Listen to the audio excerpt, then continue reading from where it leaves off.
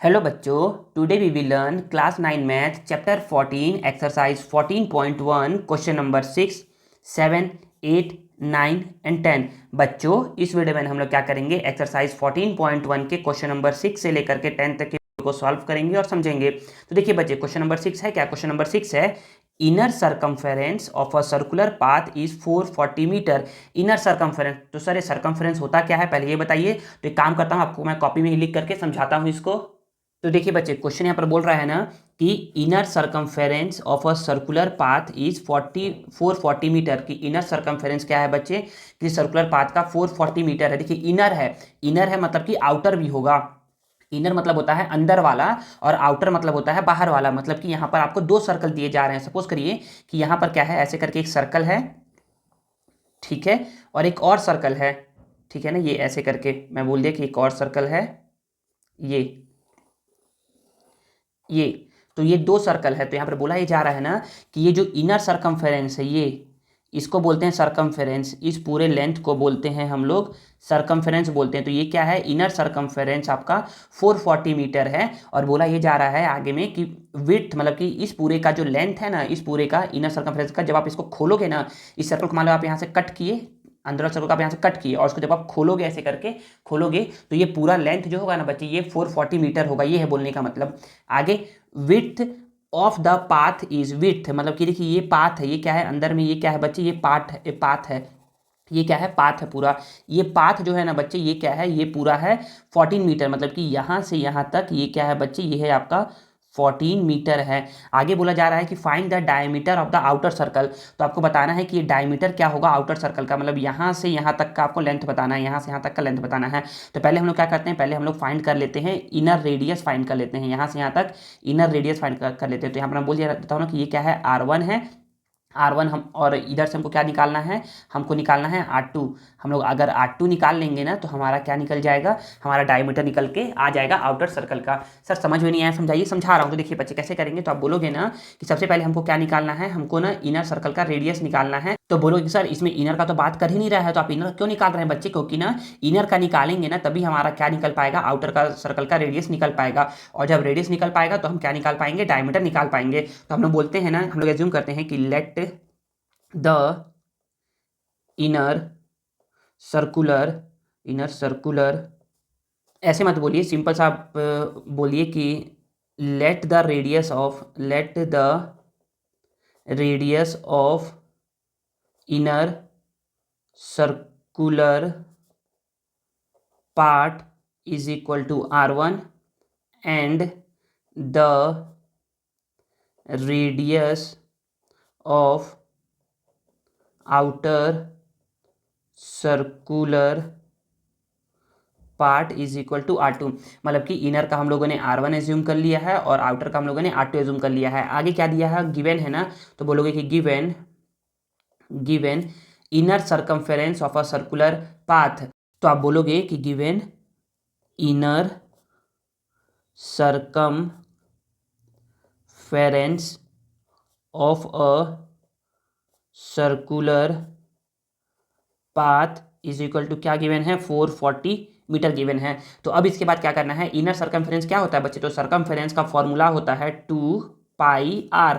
तो बोलोगे सर ये इनर का तो सर हम लोगों ने R1 एज्यूम किया है, तो ये R1 यहाँ पर लिख दोगे और ये इक्वल हो जाएगा 440 मीटर के, ठीक है। फिर यहाँ पर बोलोगे 2 को 2 लिख दिए, पाई का वैल्यू होता है बच्चे 22/7 multiply R1 is equal to 440 metre. तो बच्चे क्या करते हैं ना, बच्चे ने यहीं से ना मल्टीप्लाई करना चालू करते हैं। बच्चे अभी मल्टीप्लाई मत करिए, पहले इसको शिफ्ट कर लीजिए, उसके बाद सॉल्व करिए, तो ज़्यादा आसानी से सॉल्व होगा आपका। तो यहाँ पर लिख दोगे R1 is equal to 440 metre, और यहाँ पर देखिए ये दोनों मल्टीप्लाई में है, इस साइड आएंगे तो बच्चे ये हो जाएंगे डिवाइड में, और ये डिवाइड में बच्चे इस साइड आएगा तो ये हो जाएगा मल्टीप्लाई में। तो यहाँ पर आप बोलोगे ना कि ना 2 1 जा 2, 2 से ये 220 जा 220 जा, फिर 22 1 जा 22 और 22 10 जा 220। तो यहाँ पर आप बोल सकते हो कि R1 इज इक्वल टू कितना आ गया बच्चे, R1 इज इक्वल टू आ जाएगा 10 × 7, that is R1 is equal to बच्चे आपका आ जाएगा 70 मीटर। कितना गया आपका, ये 70 मीटर आ गया। अब हमको R2 निकालना है, तो हमको गिवन है ना कि ये देखिए यहाँ पर गिवन है कि width of the path is 14 metre. तो आप बोलोगे कि since width of the path with of the path is equal to 14 metre. देखिए विथ मतलब कि आप ऐसा बोल सकते हो ना कि अगर मैं इस R1 में अगर मैं 14 ऐड कर दूंगा तो हमारा R2 निकल के आ जाएगा। फिर से अगर इस R1 में मैं ये 14 ऐड कर दूंगा ना तो हमारा R2 निकल के आएगा। आएगा ही नहीं आएगा, समझ में आ रहा है। तो हम लोग यहाँ पर बोलेंगे ना कि width of the path 14 metre है, तो हम लोग यहाँ पर बोल सकते हैं, देखिए वैसे तो ये विड्थ क्या होता है, विड्थ R2 बड़े वाले में से अगर मैं छोटे वाले को माइनस करूंगा ना तो 14 आएगा। तो हमारा यहाँ पर विड्थ क्या होता है, विड्थ होता है R2 minus R1 is equal to 14 metre. तो यहाँ पर आप बोल सकते हो कि R2 क्या आ जाएगा बच्चे 14 मीटर, और माइनस में R1 है, इससे जाएगा तो बच्चे हो जाएगा प्लस में R1। क्या हो जाएगा, प्लस में R1 हो जाएगा। तो यहाँ पर आप बोल सकते हैं कि R2 is equal to 14 metre plus R1 क्या है बच्चे, ये है 70 मीटर। तो यहाँ पर R2 इज इक्वल टू आ जाएगा 4 और 7 1 8। तो ये आपका आ गया 84 मीटर। अब अगर किसी बच्चे को यहाँ पर समझ में नहीं आ रहा है कि सर ये R2 कैसे निकाले, ये कैसे निकाले R2 माइनस R1, तो बच्चे कुछ मत करिए आप सिंपल सा बोलिएगा कि outer radius of outer circle is equal to, ऐसे बोलिएगा ना, radius of outer circle is equal to, मैं क्या करूंगा R1 में 14 मीटर ऐड कर दूंगा। समझ में नहीं आया, देखिए मैं क्या करूंगा R2 निकालने के लिए मैं R1 में 14 ऐड कर दूंगा तो हमारा R2 निकल जाएगा। अब हमको क्या बोलता है, हमको बोलता है कि डायमीटर निकालिए। क्या निकालिए, डायमीटर निकालिए। तो आप बोल सकते हो कि therefore diameter of outer circular path is equal to 2 times radius होता है। तो बोलोगे सर यहाँ पर रेडियस ना सर, ये आउटर का ना सर R2 है, तो यहाँ पर आप R2 लिखिए। तो आप यहाँ पर बोल सकते हो कि ये हो जाएगा 2 मल्टीप्लाई R2 का वैल्यू है 84 मीटर। तो ये 2 4 जा 8 और 8 2 जा 16, 168 मीटर। यही क्या आ जाएगा, आपका प्यारा सा आंसर आ जाएगा। ठीक है, आई थिंक मैं आप लोग को समझा पाया हूँ कि कैसे आया है ये क्वेश्चन नंबर 6 का आंसर। नेक्स्ट हम कहते हैं क्वेश्चन नंबर 7 पर, और उसको समझते हैं। नेक्स्ट देखिए बच्चे क्वेश्चन नंबर 7 क्या है, तो यहाँ पर बोला जा रहा है कि a circular ground of radius 50 metre, मतलब कि एक सर्कुलर ग्राउंड है जिसका रेडियस क्या है बच्चे 50 मीटर है। तो मैं बनाता हूँ एक सर्कुलर ग्राउंड। देखिए फिगर बनाना कंपलसरी नहीं है, लेकिन अगर आप फिगर बना लेते हैं ना तो इससे आपको समझने में आसानी होगा। तो ये क्या है बच्चे, एक सर्कुलर ग्राउंड है जिसका रेडियस क्या है बच्चे 50 मीटर है। तो यहाँ पर मैं बोल देता हूँ कि एक सर्कुलर ग्राउंड है, इसका रेडियस क्या है बच्चे, इसको मैं बोल देता हूँ कि R is equal to 50 metre है। आगे क्या बोला जा रहा है, आगे बोला जा रहा है is surrounded by 5 metre wide road. अच्छा, इसके चारों ओर क्या है, एक 5 मीटर चौड़ा रास्ता है, सॉरी चौड़ा रोड है, 5 मीटर वाइड रोड है। तो मैं क्या करता हूँ, इससे एक बड़ा बना लेता हूँ सर्कल, जो कि क्या होगा बच्चे 5 मीटर, इससे चौड़ा क्या होगा, रोड होगा, वाइड रोड होगा। तो यहाँ पर ये क्या है बच्चे, ये है बच्चे 5 मीटर, ये क्या है बच्चे यहाँ से यहाँ तक ये है 5 मीटर।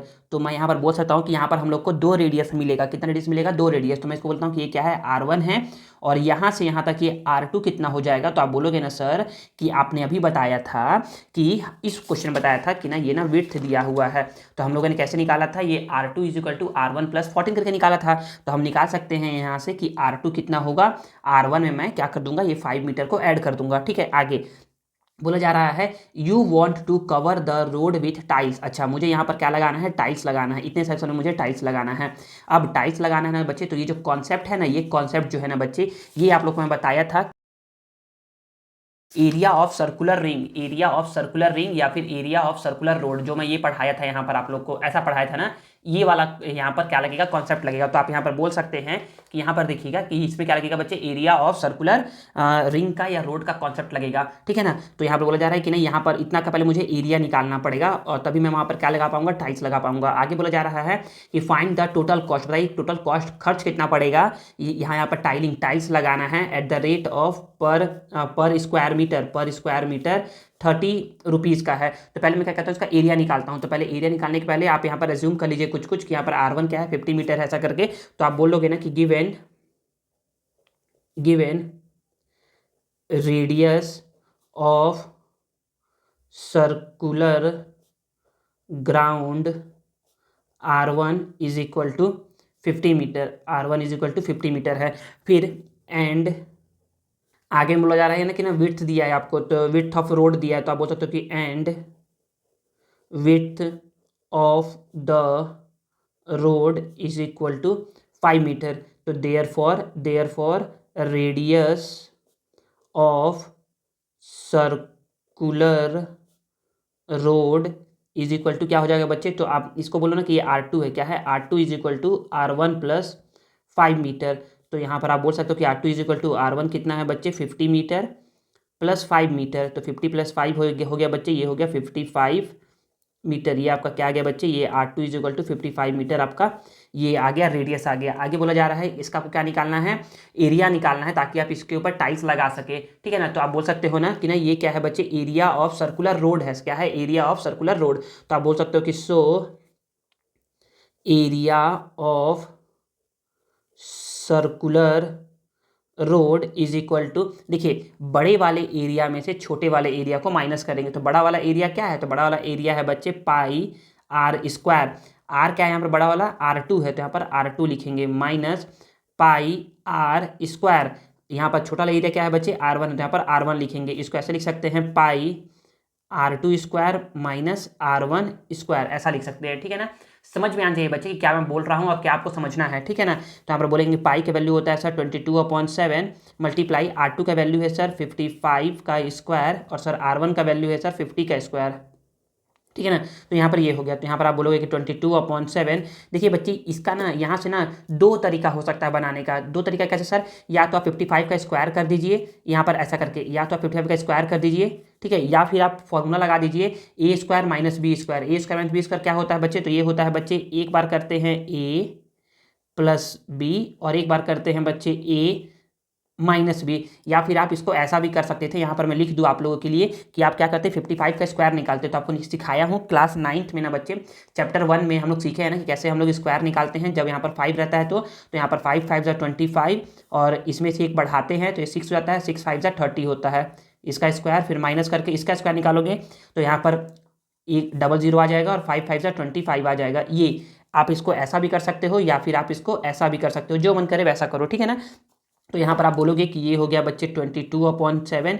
देखिए नंबर और ब्रैकेट के बीच में होता है बच्चे मल्टीप्लाई का साइन, यहाँ पर देंगे मल्टीप्लाई का साइन, दोनों को ऐड कर दो, 5 + 0 5, 5 + 5 10, और यहाँ पर भी मल्टीप्लाई का साइन। तो यहाँ पर 55 में से 5 को 50 को माइनस करेंगे तो यहाँ पर क्या आ जाएगा बच्चे, 5 आ जाएगा। अब हमको क्या करना है, इसको सॉल्व करना है। तो आप बोलोगे ना कि ये ना बच्चे 7 टेबल में आता है, 7 × 7 और फिर यहाँ पर 7 × 7 7 5 जा 35। तो यहाँ पर आप बोल सकते हो कि ये 22 × 15 × 5 आ गया है। तो इन तीनों को मल्टीप्लाई कर लेते हैं यहाँ पर। अब बच्चों को सतना पता है प्रॉब्लम क्या होता है कि बच्चों को ना मल्टीप्लाई करने ही नहीं आता है। बच्चों को ना दे देंगे ना कि चलो इसको मल्टीप्लाई करो, बच्चे मल्टीप्लाई ही नहीं कर पाते हैं कि क्या होगा मल्टीप्लाई करना है, डरने लगते हैं बच्चे। तो डरना नहीं है, देखिए इसको मल्टीप्लाई करना है तो पहले क्या करिए 22 का मल्टीप्लाई करिए 15 के साथ, 22 का मल्टीप्लाई करिए 15 के साथ। तो बोलोगे सर 15 बन जा 15, 15 2 जा 30, 30 का 0 कैरी 3, फिर 15 2 जा 30 और 3 33 हो जाएगा ये, ठीक है ना। आई थिंक यहाँ समझ में आ गया होगा।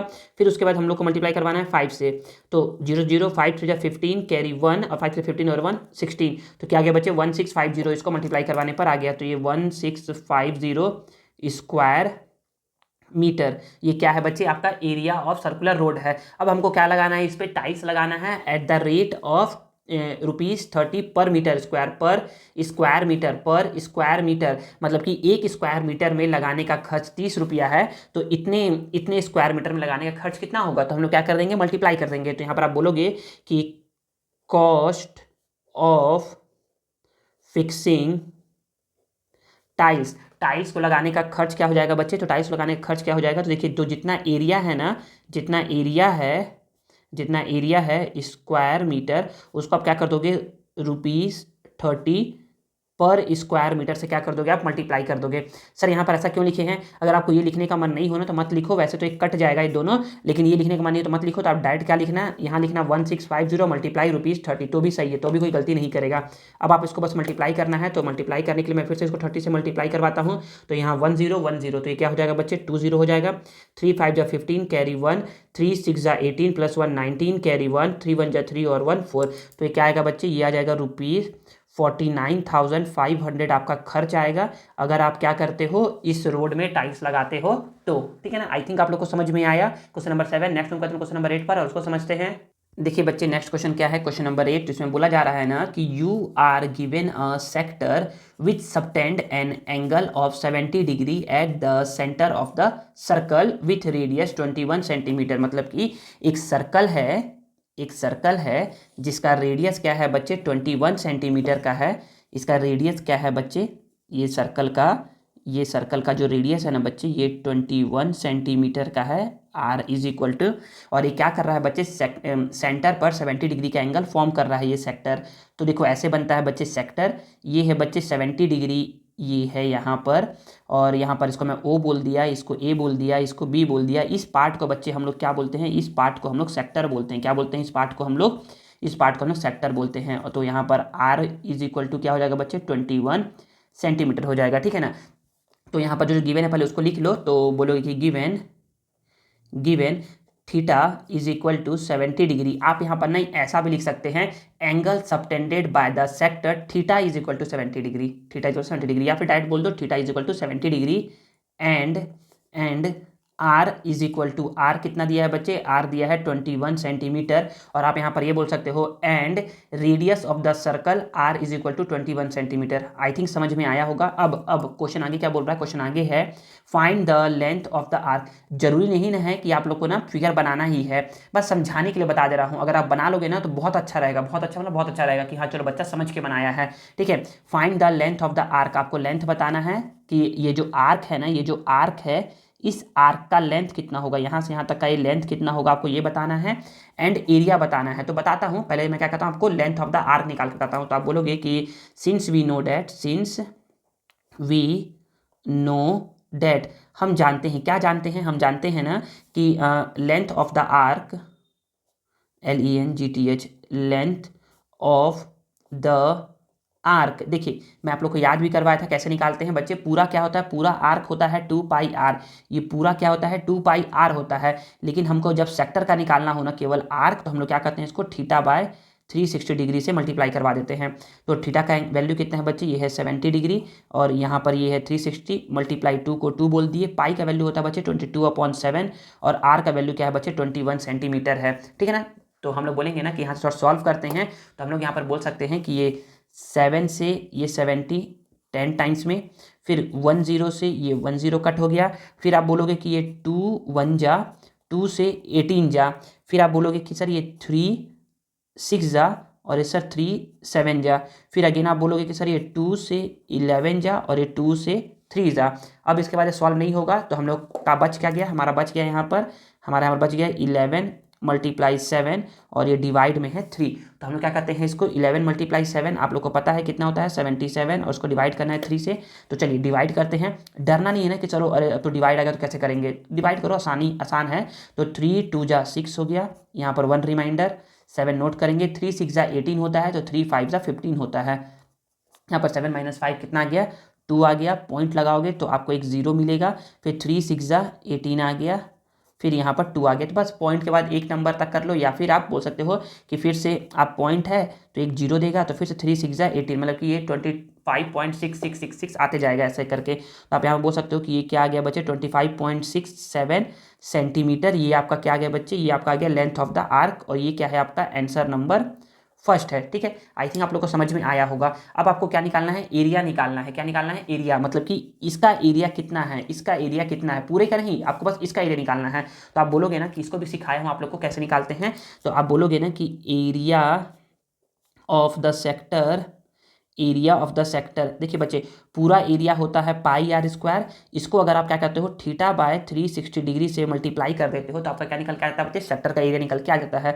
तो बोलोगे सर थीटा का वैल्यू सर 70 डिग्री है, और यहाँ पर सर 360 डिग्री तो है ही, मल्टीप्लाई पाई का वैल्यू सर 22/7 होता है, और सर आर का वैल्यू ने सर 21 दिया हुआ है, और पावर में 2 है तो सर पावर में 2 लगा दो, ठीक है ना। आई थिंक समझ में आया होगा। अब देखिए अब क्या करना है हम लोग को, 70 को 70, 22 को 22, फिर 21 का पावर 2 है, इट मीन्स इसको 2 टाइम्स लिखना है। यहाँ पर 360 और यहाँ पर 7, तो यहाँ पर फिर से हम बोलेंगे सर ये 0 से ये 0 कैंसिल आउट हो गया, सर 7 से ये 7 कैंसिल आउट हो गया। फिर बोलोगे सर ये ना 2 के टेबल में सर ये 11 टाइम्स में, और सर ये 2 के टेबल में सर ये 18 टाइम्स में। फिर बोलोगे सर ये 3 7 जा 21 और सर ये 3 6 जा 18। फिर सर बोलोगे सर 3 7 जा 21, फिर सर 3 2 जा 6। अब हमारा क्या बच गया बच्चे, इसको मल्टीप्लाई करवाना है और इसको 2 से डिवाइड करवाना है। तो चलिए इसको क्या करवाते हैं हम लोग, मल्टीप्लाई और डिवाइड करवाते हैं। तो हम लोग बोलेंगे कि सर यहाँ पर क्या है 11 मल्टीप्लाई 7 मल्टीप्लाई 7 है, तो 11 मल्टीप्लाई 7 मल्टीप्लाई 7 है, तो 11 7 जा 77 होता है।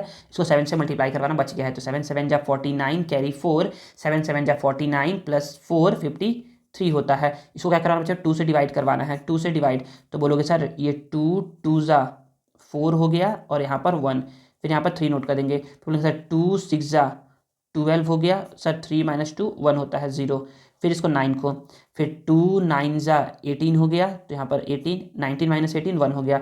पॉइंट लगाओगे बच्चे तो क्या मिलेगा आपको, पॉइंट लगाने पे हमको मिलेगा 0। फिर बोलो सर 2 5 जा कितना होता है 10 होता है। तो इसको सॉल्व करने पर कितना आ गया, सॉल्व करने पर आ गया आपका बच्चे 269.5 और ये सेंटीमीटर है तो सेंटीमीटर स्क्वायर। और ये आपका क्या क्या बच्चे देखिए याद रखिए, एरिया हमेशा सेंटीमीटर स्क्वायर में होता है और लेंथ हमेशा क्या होता है बच्चे सेंटीमीटर में होता है, ठीक है ना। तो सेंटीमीटर स्क्वायर और ये आपका क्या है बच्चे आंसर सेकंड है, ठीक है ना। यहाँ पर होता है बच्चे क्वेश्चन नंबर 8 कंप्लीट। नेक्स्ट में करते हैं क्वेश्चन नंबर 9 पर, उसको समझते हैं। देखिए बच्चे क्वेश्चन नंबर 9 क्या बोला जा रहा है, तो क्वेश्चन नंबर 9 है बच्चे कि area of a sector of the circle is 1/6 times the area of the circle. मतलब कि ये बोला जा रहा है कि सपोज करिए कि यहाँ पर एक सर्कल है, इस सर्कल का जो बच्चे जो एरिया है ना, इस सर्कल का जो एरिया है ना बच्चे, जैसे कि यहाँ पर बता रहा हूँ, रुक जाओ, यहाँ पर बना लो, पहले एक सेक्टर बना लो, ठीक है ना। तो बोला जा रहा है कि इस सेक्टर का जो एरिया है, एरिया ऑफ सेक्टर, जो इस सेक्टर का जो एरिया है ना बच्चे, जो इस सेक्टर का जो एरिया है वो पूरे सर्कल के एरिया का 1/6 टाइम्स है, 1/6 टाइम्स है। तो बताना है कि फाइंड द एंगल, ये आपको एंगल थीटा बताना है कि ये थीटा कितना होगा, ये थीटा कितना होगा वो बताना है। एट द सेंटर पर जो बना रहा है वो बताना है, ठीक है ना। तो बच्चे है बहुत आसान। तो हम लोग क्या बोलते हैं कि सपोज करते हैं इसको आर सपोज कर लेंगे, ये ओ है, ये ए है, ये बी है। तो पहले सपोज कर लो फिर बनाना चालू करते हैं। तो हम लोग बोलेंगे ना कि let the radius of a circle is R, is नहीं मत बोलो, बी बोलो, circle be R and angle subtended by the sector is theta. तो एंगल सबटेंडेड क्या है बच्चे, थीटा है, और जो रेडियस है बच्चे वो क्या है, आर है। अब हमको बोला जा रहा है, क्या बोला जा रहा है बच्चे, तो हम लोग बोलेंगे ना कि अकॉर्डिंग टू क्वेश्चन देखिए ना बच्चे क्या है कि area of a sector of the circle is. तो according to question area of a sector is, area of a sector is मतलब इक्वल टू 1/6 टाइम्स मतलब multiply area of the circle, area of the circle, ठीक है। I think आप लोगों को समझ में आया होगा जो मैं समझाना चाह रहा हूँ। तो बोलोगे ना सर कि एरिया ऑफ सेक्टर क्या होता है, तो आप बोलोगे सर कि आपने बताया था कि पूरे सर्कल के एरिया को अगर आप क्या कर दोगे θ/360 से कर दोगे ना, तो आपका क्या निकल के आता है, एरिया ऑफ सेक्टर निकल के आता है। फिर यहाँ पर है ये 1/6, फिर एरिया ऑफ सर्कल क्या होता है बच्चे, एरिया सर्कल होता है बच्चे πr², ठीक है। हम लोग क्या करते हैं, थीटा को यहाँ पर रखते हैं, बाकी सबको उधर भेज देते हैं। तो क्या आपको क्या निकालना है, एट द एंड थीटा निकालना है कि फाइंड द एंगल सबटेंडेड, कितना थीटा आ रहा है। तो यहाँ पर आप 1/6 रखोगे, यहाँ पर πr² था, ये सारा क्या था थीटा के साथ मल्टीप्लाई में था, तो इधर आएगा बच्चे तो ये हो जाएगा डिवाइड में, ये डिवाइड में था, इस साइड जाएगा तो बच्चे ये हो जाएगा मल्टीप्लाई में। अब नेक्स्ट देखिए बच्चे, अब हम लोग बोलेंगे ना कि यहाँ पर ना पाई से ये पाई, r² से ये r², 6 1 जा और 6 60 जा। तो यहाँ पर आप बोल सकते हो कि ये थीटा इज इक्वल टू क्या आ गया बच्चे, 60 डिग्री आ गया, और यही क्या आ जाएगा बच्चे, आपका प्यारा सा आंसर आ जाएगा। बस क्वेश्चन नंबर 9 हो गया बच्चे कंप्लीट। इतना ही इजी क्वेश्चन था। क्वेश्चन नंबर 10 को हम लोग पढ़ते हैं और समझते हैं। नेक्स्ट देखिए बच्चे क्वेश्चन नंबर 10 है। क्वेश्चन नंबर 10 बोला जा रहा है कि area of a sector is this one, कि एरिया ऑफ सेक्टर क्या है बच्चे, इतना है। तो आप यहाँ पर बना लो एक सर्कल, हम लोगों ने क्या कर लिया, एक सर्कल बना लिया। तो आप बोलोगे ना कि ये क्या है बच्चे, एक सेक्टर है। जरूरी नहीं है बच्चे कि आपको फिगर बनाना ही बनाना है, मैं बस आपको सिखाने के लिए बता रहा हूँ ताकि आप लोग अच्छे से समझ में आ जाए, ठीक है ना बच्चे। तो ये हो गया थीटा, ये हो गया आपका रेडियस, ये हो गया रेडियस, ये एरिया ऑफ सेक्टर कितना दिया हुआ है बच्चे, ये एरिया ऑफ सेक्टर दिया हुआ है बच्चे 1540, ठीक है। It subtend an angle of 50 degree, मतलब कि थीटा क्या है बच्चे 50 डिग्री है, ये दिया हुआ है eight the centre of circle पर। और बताना है कि ये आर कितना होगा, ये रेडियस कितना होगा, आपको वो बताना है। तो इसका नाम दे दो, ये ए और ये बी। तो हम लोग बोलेंगे ना यहाँ पर कि जो जो आप बोलो पहले कि गिवन बोलो कि given given theta is equal to 50 degree, ये गिवन है, आप ऐसा बोल सकते हो। या फिर आप बोल सकते हो ना यहाँ पर गिवन के बाद बोल सकते हो angle subtended by the sector theta is equal to 50 degree. इतना पूरा लिख करके भी आप इतना बोल सकते हो। और क्या गिवन है? गिवन है एरिया ऑफ सेक्टर, इतना गिवन है। तो आप बोलोगे कि बस इसके बाद आप सॉल्व करना चालू करो ना। तो आप बोलोगे कि according to question area of a sector is equal to 1540 centimetre square, ये गिवन है। तो आपको मैं बता चुका हूँ बच्चे कि एरिया ऑफ सेक्टर क्या होता है। इसको अपना लेट कर लो ना कि लेट द रेडियस कितना बच्चे आर है, तो सॉल्व करना ज़्यादा अच्छा रहेगा। एंड लेट कर लो कि let the radius of the circle be R. ठीक है, तो एरिया ऑफ सेक्टर क्या होता है? तो बच्चे बोलोगे ना कि सर एरिया ऑफ सेक्टर ना सर पाई आर स्क्वायर होता है। उसको अगर आप क्या करोगे 360 थीटा बाय 360 डिग्री से आप मल्टीप्लाई करवा दोगे ना बच्चे, तो आपको क्या निकल जाता है? एरिया ऑफ सेक्टर निकल जाता है। फिर से ना, एरिया ऑफ सेक्टर क्या होता है बच्चे? तो पूरे एरिया को सर्कल के पूरे एरिया को अगर आप थीटा बाय 360 से मल्टीप्लाई करवा दोगे ना, तो आपको क्या निकल जाता है बच्चे? एरिया ऑफ सेक्टर निकल के आ जाता है। तो यहाँ पर 1540। आगे बच्चे यहाँ पर थीटा को थीटा लिख दिए, 360 को 360 लिख दिए। ठीक है, पाई का वैल्यू बच्चे होता है 22/7 और आर स्क्वायर थीटा का वैल्यू 50 गिवन है, इसको भी लिख दो ना तो ज़्यादा अच्छा रहेगा। ये 50 डिग्री हो गया। और आर स्क्वायर हम लोग को नहीं पता है, इसको हम लोग सॉल्व कर लेंगे अभी कुछ देर में। ठीक है ना, तो हम बोलेंगे ना कि ना आर स्क्वायर निकालना। तो एक काम करो, आर को ना हम लोग यहीं पर छोड़ देते हैं, एलएचएस में छोड़ देते हैं, बाकी सब उधर शिफ्ट कर लो। 1540 ये दोनों मल्टीप्लाई में है तो इधर आएगा तो बच्चे ये 50 और 22 डिवाइड में, और ये दोनों डिवाइड में तो इधर जाएंगे तो बच्चे तो ये हो जाएंगे मल्टीप्लाई में। थोड़ा खूनी खेल में देखिए बच्चे, ये जीरो से ये जीरो कैंसिल आउट। फिर बोलो सर ये ना 11 के टेबल में आता है सर, 11 2 जा 22 होता है, और 11 1 जा 11, 11 4 जा 44। फिर सर ये 2 1 जा 2, और सर ये 2 7 जा 14। फिर बच्चे इसके बाद ये क्या होता है बच्चे? ये जो 360 है बच्चे ये 5 के टेबल में आएगा, तो 5 1 जा 5, ये हो जाएगा 5 7 जा 35, और 5 2 जा 10। हाँ बस इतना हो गया। तो यहाँ पर आप बोल सकते हो कि यहाँ पर आर स्क्वायर कितना आ गया बच्चे? आर स्क्वायर आ गया 7 मल्टीप्लाई 72 मल्टीप्लाई 7 आ गया। तो यहाँ पर हम लोग बोलेंगे ना कि ना आर कहीं पर छोड़ दो, जब भी ये स्क्वायर शिफ्ट होता है ना बच्चे, तो ये बन जाता है स्क्वायर रूट। क्या बन जाता है? Square root. यहाँ 7 मल्टीप्लाई 72 मल्टीप्लाई 7। इसका हम लोग कब निकालना है? स्क्वायर रूट निकालना है। तो कैसे निकालते हैं स्क्वायर रूट? तो हम लोग सिंपल सा है, यहाँ पर आर को आर लिख दो, यहाँ पर इसको ऐसे लिख दो। 7 का जब आप ऐसे करके निकालोगे ना प्राइम फैक्टराइजेशन, तो ये क्या आता है बच्चे? 7 ही आता है। देख लो एक बार ऐसे करके बता दे रहा हूँ, 7 1 जा 7, तो 7 ही आ गया। और यहाँ पर निकालना है 72 का, तो 2 के टेबल में आता है 36 टाइम्स में। 2 के टेबल में आता है बच्चे ये 18 टू 36 टाइम्स में। फिर 2 के टेबल में 9 टाइम्स में। फिर 3 के टेबल में 3 टाइम्स में। फिर 3 के टेबल में 1 टाइम्स में। तो यहाँ पर आप बोल सकते हो कि ना ये 7 तो 7 ही हो जाएगा। 72 2 multiply 2 multiply 2 2 multiply 2 multiply 2 3 multiply 3 3 multiply 3, और ये 7 तो था ही। तो अब हम लोग बोलेंगे ना कि ना जिसका पेयरिंग बनता है ना उसको के बाहर करते हैं। तो जरा समझिएगा, यहाँ पर आर को आर लिख दिया, तो देखिए यहाँ पर देखिएगा ना, यहाँ पर देखिए ये 2 का पेयरिंग बन गया, 2 का पेयरिंग, तो इसको बाहर कर दो। इस 3 का पेयरिंग बन गया, तो इसको क्या कर दो? बाहर कर दो। फिर बोलोगे कि सर ये और ये 7 का भी पेयरिंग बन गया, तो इसको क्या कर दो? बाहर कर दो। तो बोलोगे सर जिसका पेयरिंग नहीं बना उसको अंदर ही छोड़ दो, तो ये उसको अंदर ही छोड़ दिए। तो यहाँ पर आप बोलोगे कि आर इज इक्वल टू 2 3 जा 6 और 6 7 जा 42। 42 क्या आ गया बच्चे? 42√2। ये आपका क्या आ गया बच्चे? ये आपका रेडियस आ गया। तो ये क्या था बच्चे? पूरा सेंटीमीटर स्क्वायर में था, तो बच्चे ये रेडियस क्या होगा बच्चे? ये हो जाएगा आपका सेंटीमीटर। रेडियस हमेशा क्या होता है? सेंटीमीटर में होता है, तो रेडियस आपका 42√2 सेंटीमीटर आ गया। और यही क्या है बच्चे? आपका प्यारा सा आंसर है। तो बच्चे इस तरीके से क्या होता है, इस तरीके से हम लोगों ने क्या कर लिया है, एक्सरसाइज 14.1 के क्वेश्चन नंबर 1 से लेकर के 10 तक के क्वेश्चन को सॉल्व कर लिया, उसको समझ लिया है। बच्चों आप मुझे कमेंट करके बताइए ना कि आप आगे किस चैप्टर पे वीडियो चाहते हैं, तो मैं कोशिश करूंगा ना उसी चैप्टर का आप लोग के लिए वीडियो बना सकूं। बच्चों आगे वीडियो में क्या होगा, आप लोग को एक्सरसाइज 14.1 का नोट्स प्रोवाइड होगा, जो भी मैंने कल और आज पढ़ाया है।